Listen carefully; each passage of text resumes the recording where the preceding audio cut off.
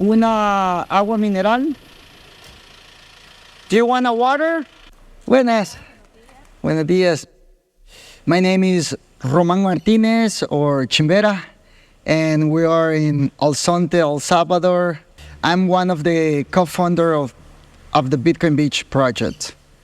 In my case, surfing changed my life. The surfing put us in contact with people that came from different cultures, that we had access to have conversations about dreams. A lot of people get passionate about Bitcoin because something that is so obvious, that money is so important in our life, but no one teaching us about money. The question is why? I grew up thinking that this country didn't have opportunities. I grew up seeing people live in the country.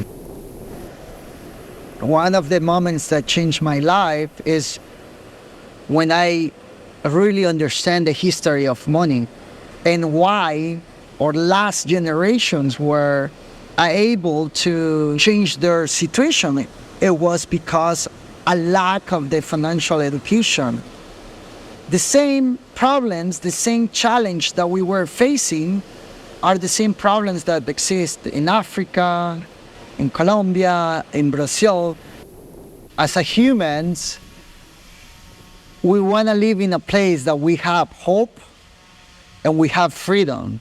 And when people have hope is when people want to build companies, want to have families, want to invest, because you see a future ahead of you, you know? The bigger plan is, we really believe that if these guys have the tools and the knowledge here, they don't have to leave, because now they can work remote from any company around the world, you know? But in the end, you can do whatever you can do to help people. You can provide them with tools like English, computer skills. You can give a scholarship for college. But if you really want to see that their life change, you need to teach them about money, because everything sits in economics. Le voy a pagar en Bitcoin. ¿Cuánto es? So all the merchants have like a QR code here. I'm going to scan this and I'm going to set up the amounts. 1.25. Done. When Bitcoin Beach was started in 2019, we realized that 90% of the people here didn't have even like a bank account. The merchants, they don't have like a POS to processing credit card payments, you know? And we used to see tourists, people coming from the United States or Canada or Europe. You guys don't use a lot of cash anymore, so you're used to pay with credit card, right? When they came here and say, I can't pay with credit card, and the merchants say, I don't know how to receive that payment, you know? And the local merchants lost that sale that day. Now, I might want to buy a water, or I might want to buy a banana or a pizza, and they say, can I pay with Bitcoin? And the merchants say, yes, you know? So that's Bitcoin.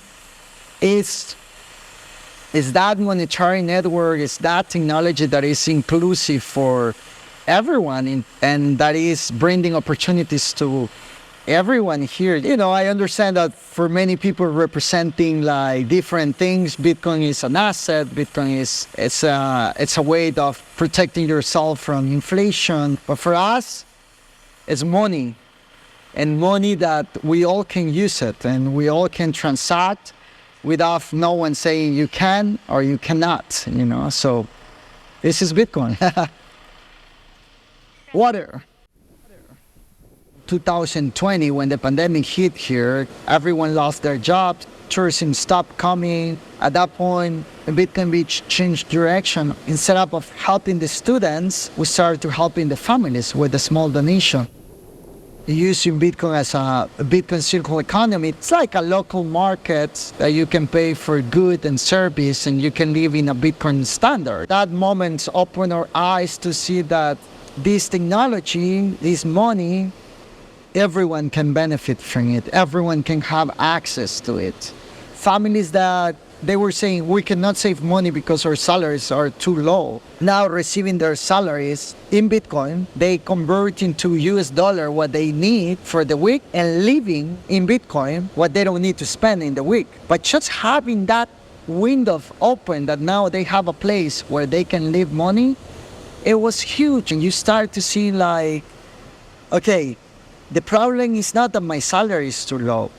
The problem is that I don't have a place where I need to leave my money. Most people know and understand Bitcoin as a speculative asset. A large majority of people get money here from remittances, which is money that gets sent from the US or Canada. And so when you have these old traditional finance systems like the Western Unions of the world that are taking a large cut of money that is just being sent from one place to the next, it really just made sense to figure out how we can use this new technology to get people to keep more of their own money. Bitcoin is the opportunity to protect your wealth. A lot of people, a lot of institutions, a lot of governments don't like that. If you cannot control the money of the people, you cannot control them. Well, my name is Ronnie Avendano. I'm a Salvadoran Canadian. I moved here about 3 years ago. If you're a Bitcoiner and you're familiar with the names of Max and Stacy says all the time that people are here building the El Salvador that they want to see. There's more things that bring us together than separate us. This community here in El Zonte is a really big indicator of that. Where do you go to find answers on where to go to in El Salvador? Well, there aren't. People haven't been here. People have been scared to come here. And then you get here and it's just this beautiful paradise, right? So same thing with Bitcoin. I hear about it, I'm seeing number go up, but like, how do I get involved? So having a physical presence in a physical location just makes it more human, I want to say. And that's what sometimes is needed within the internet funny money of the world is that human contact. We see every day more merchants saying, wait a minute, like I can save fees if I receive payments in Bitcoin, and I don't have to pay like 3 to 5% to MasterCard or Visa for processing my payment. And we start to see like more people, more tourists traveling to El Salvador just to come and spend Bitcoin here. Or people moving here and living in a Bitcoin standard. That is beautiful. It's attracting the smarter people around the world, and I think this is just the beginning. Sorry. Cut. I discovered Bitcoin like in 2013, and I was working as an aircraft mechanic. I was working on a project in Canada, Bitcoin mining. We were using the heat generated by the miners to heat up greenhouses, and we were like stopped by all the bureaucratic stuff. The electricity in Quebec, they raised the rate for Bitcoin mining, so this really pissed me off. I was searching for energy, for the green energy. We have a problem of plastic pollution, and plastic, it's made out of fuel. Fuel is energy, And I worked for 2 years on develop a pyrolysis system that you can turn plastic back to fuel, to diesel. And then I said, that's it. Now I have like a source of energy, and I can run generators and mine Bitcoin. But it doesn't make sense in a place like Canada. I said, okay, we need to go in El Salvador, because there it will make sense. There we can put like a value on plastic, encouraging people to go and grab all the plastic that is hanging around, and bring it back here, generate Bitcoin out of it, giving it back to the people who are collecting plastic. Before Bitcoin, tell me another asset that someone without even like a bank account can participate in the same market or having the same access that Michael Saylor is having in Miami, or BlackRock now, If Bitcoin was a bad thing, do you think BlackRock issues an ETF? You know who BlackRock is. People who don't know who BlackRock is, if BlackRock is buying Bitcoin, super smart people. talking and saying like, hey, Bitcoin is an asset. How I see Bitcoin is the equal opportunity, not equal result, right? A lot of people confuse this and say, El Salvador have a Bitcoin as a legal tender and people are poor. Bitcoin is not about that, Bitcoin is equal opportunity. Everyone have access to the same thing, access to the same asset, access to the same technology, access to the same money. So last year, we partnering with the Ministerio de Educación, the Minister of Education, and my first Bitcoin. And together we roll out the first pilot of Bitcoin education in the public schools. There were 150 teachers that after that, they back to their schools and they were teaching about Bitcoin.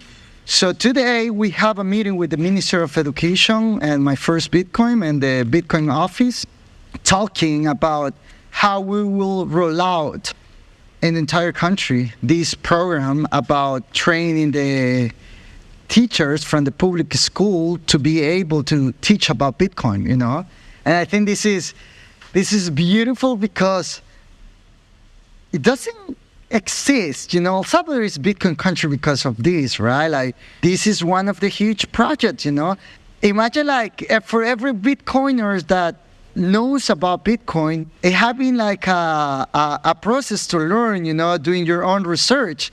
But these kids are learning about Bitcoin in the school, So I think this is beautiful, It's just beautiful. Learning tools, receiving knowledge that really they can use to fighting for their dreams here, and will not have to leave. And they will be able to build their future here because the future looks great here.